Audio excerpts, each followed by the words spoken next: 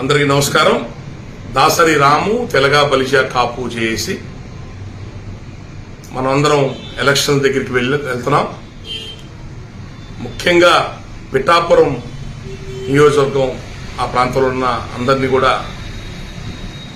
నేను కోరుకుంటుంది ఏంటంటే, మొదటి నుంచి పోయినసారి 2019 ఎలక్షన్స్లో కూడా మీరందరూ పవన్ కళ్యాణ్ గారు పిఠాపురంలో నిలబడితే బాగుంటుందండి అని చెప్పి అనడం జరిగింది.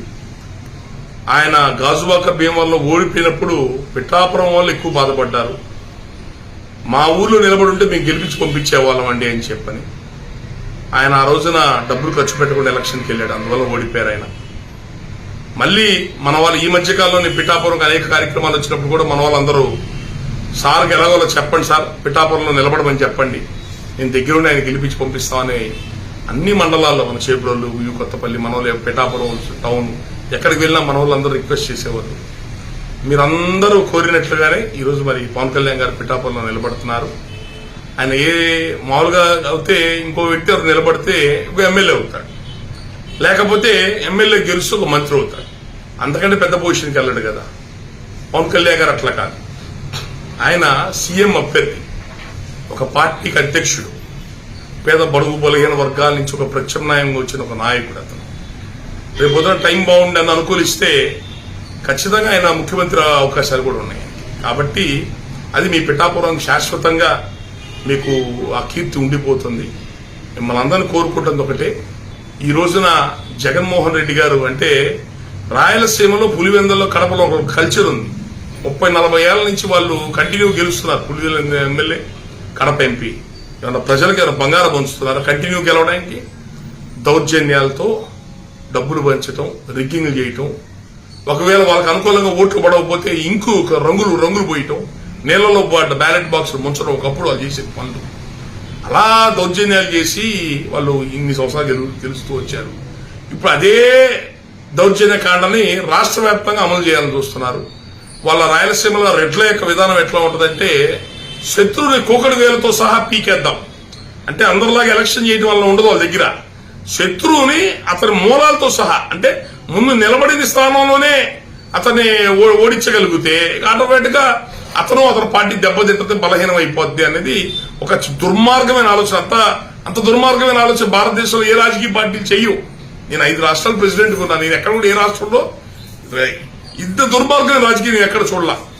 ఇది తమ శత్రువుని నిర్దాక్షిణ్యంగా కూకటి వేలతో సహా తొలగించడం, ఆర్థిక మూలాలు దెబ్బ కొట్టడం, మానసికంగా మనుషులు కొంగదీయటం, తిట్టించటం, ఇవన్నీ కూడా అది వాళ్ళకి అలా చేసే వాళ్ళు 60-70 ఏళ్ల నుంచి రాయలసీమ మీద అన్ని కులాలన్నింటి అణిచివేసి రెడ్డు పెత్తనం చేస్తున్నారు. రేపు పొద్దున అదే పని ఈరోజు పిఠాపురంలో చేస్తున్నారు. సిగ్గు లేకుండా టీవీల్లో పేపర్లు వేస్తున్నారు. ఒక్కొక్క మండలానికి ఒకరిని ఇన్ఛార్జీలుగా పెట్టాం, మిథున్ రెడ్డిని ఒకదానికి ఇన్ఛార్జిగా పెట్టాం, ఇంకొక ద్వార చంద్రశేఖర్ ఒక మండలానికి ఇన్ఛార్జిగా పెట్టాం. భారతదేశంలో ఎక్కడన్నా ఇప్పుడు ప్రధానమంత్రి వారణాసిలో నిలబడుతున్నారు. వారణాసిలో ప్రధానమంత్రి గారు బీజేపీలో ముఖ్యమైన నాయకులకి ఈ వార్డు నువ్వు చూడు, ఈ నియోజకవర్గంలో నువ్వు చూడు, ఈ సెగ్మెంట్ లో నువ్వు చూడు అని చెప్పి నన్ను పెడుతున్నాడు ప్రధానమంత్రి. ఆయన ఎంపీగా నిలబడి ఆయన వరకు ఆయన ప్రచారం చేసుకుని ఆయన దాన్ని ఆయన వెళ్తున్నాడు. ఆయన ప్రతిపక్షాలు కూడా కాంగ్రెస్ కానీ వాళ్ళు ఎవరన్నా పనిచేస్తున్నారా? ఈయన ఎట్టి పరిస్థితిలో ఓడించాలని చెప్పని ఊరికొక కాంగ్రెస్ క్యాండిడేట్ బాధ్యత అప్పచెప్పి ఇలాంటి పనులు చేస్తున్నారా? దేశ ప్రధానమంత్రి మీదే జరగట్లా. అంత భయంకరమైన భయానకమైన కుట్ర ఈరోజు పవన్ కళ్యాణ్ మీద గతంలో గాజువాక భీమవరంలో చేశారు, ఇప్పుడు పిఠాపురంలో చేస్తున్నారు. సిగ్గు ఎగ్గు లేకుండా ఎక్కడెక్కడో ఉండే నాయకులు తీసుకొచ్చి మండలాల బాధ్యత అప్పచెప్పడం ఏంటి అంటే, నేను విన్నాను, నేను అంతమంది చెప్పాను టీవీ డిబేట్లో. పవన్ కళ్యాణ్ గారిని ఓడించడానికి 500 కోట్ల నుంచి 600-700 కోట్ల పైన ఆల్రెడీ డబ్బులు పక్కన పెట్టారు అని చెప్పి, అంటే ఓటుకి 5,000-10,000 రూపాయలు ఇచ్చి రేపు పొద్దున వాళ్ళని కొనేసి, అంటే పవన్ కళ్యాణ్ ఓడగొట్టి తను నిలబడ్డ నియోజకవర్గంలో ఓడిపోయాడా? ఈయనే పార్టీ అధ్యక్షుడు, ఈయనే పార్టీ నడుపుతాడు, ఈయనేం ప్రభుత్వం ఏర్పాటు చేస్తాడు, ఈయన ఎక్కడ ముఖ్యమంత్రి అవుతాడంటే ఆయన ప్రజలు వింటారు.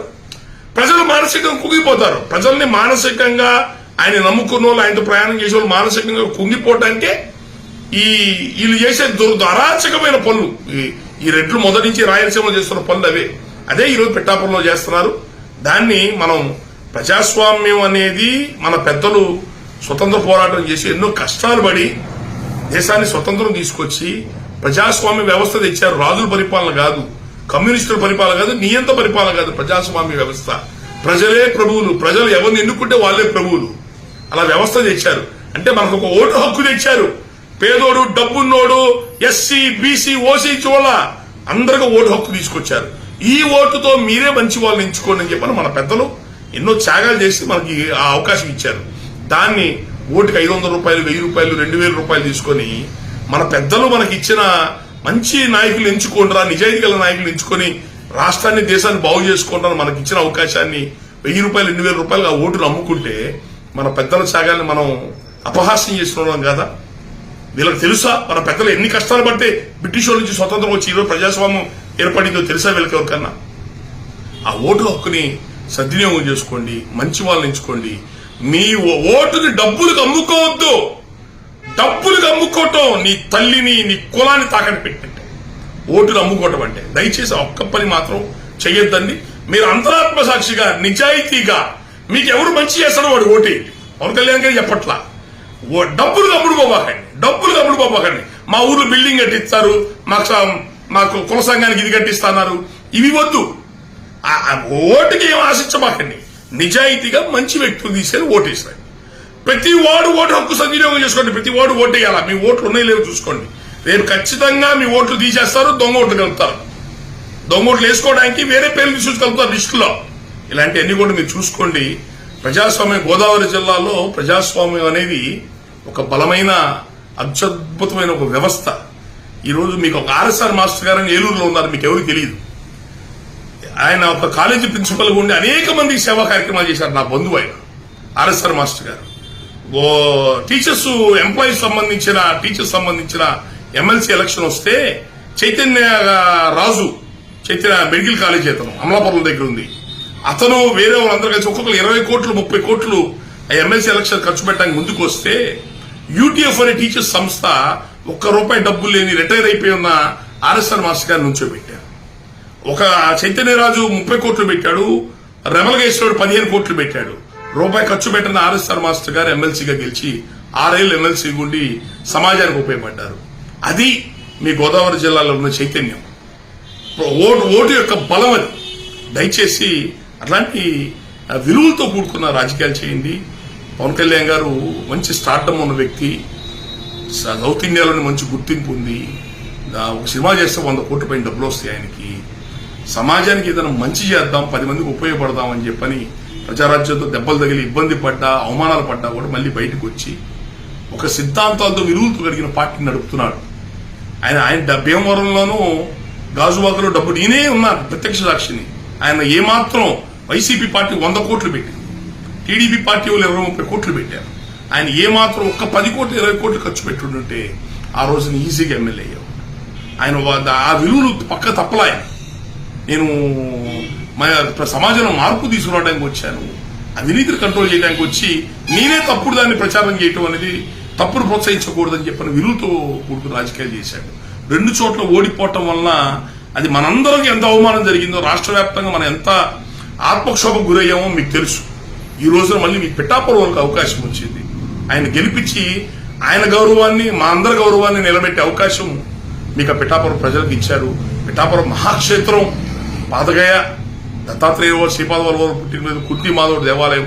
అయితే మన రాష్ట్రంలో అత్యున్నతమైన పవిత్రత కలిగిన మహాక్షేత్రం, చైతన్యం కలిగిన ప్రజలు ఉన్నారు అక్కడ. మీరందరూ కలిసి ఒక మాట మీద ఉండండి.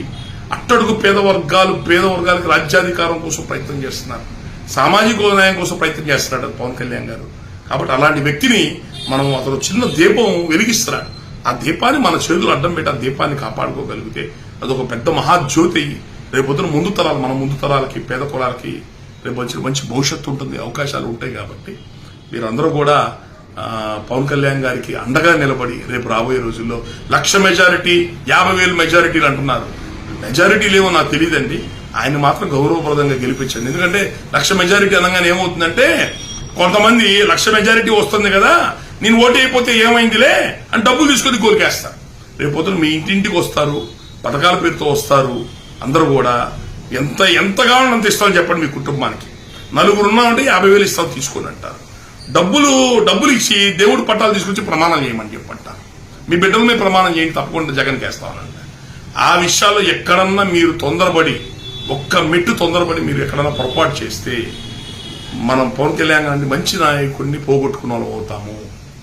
నాయకుడు ప్రతిరోజు పుట్టడు. నేను అనేక సభల్లో చెప్పాను, నాయకుడు ప్రతిరోజు పుట్టడు.